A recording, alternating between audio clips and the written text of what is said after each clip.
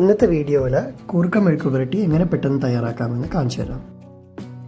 മെഴുക്ക് പുരട്ടി തയ്യാറാക്കുമ്പോൾ ആദ്യം നമുക്ക് കുറച്ച് ഒരു 6-7 ചെറിയ ഉള്ളി ചതച്ചാൽ നമുക്ക് മുളക് പൊടിയും കൂടി ചേർത്ത് ഒന്ന് മിക്സ് ചെയ്ത് വയ്ക്കാം.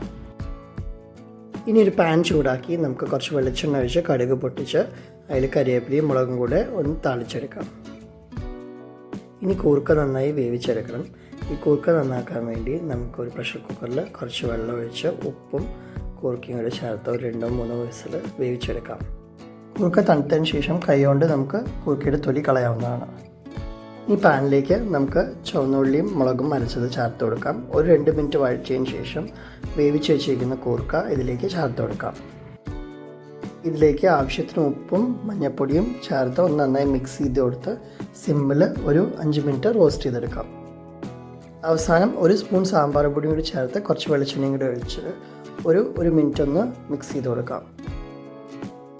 കൂർക്ക നന്നാക്കാനുള്ള ബുദ്ധിമുട്ട് ആലോചിച്ച് കൂർക്ക ഉണ്ടാക്കാതിരിക്കേണ്ട. ഇതുപോലെ എളുപ്പത്തിൽ നമുക്ക് കൂർക്ക വീട്ടിൽ തന്നെ തയ്യാറാക്കിയെടുക്കാം. എല്ലാവരും ഇതുപോലത്തെ റെസിപ്പി ട്രൈ ചെയ്ത് നോക്കി അഭിപ്രായം കമൻറ്റ് ബോക്സിൽ അറിയിക്കും.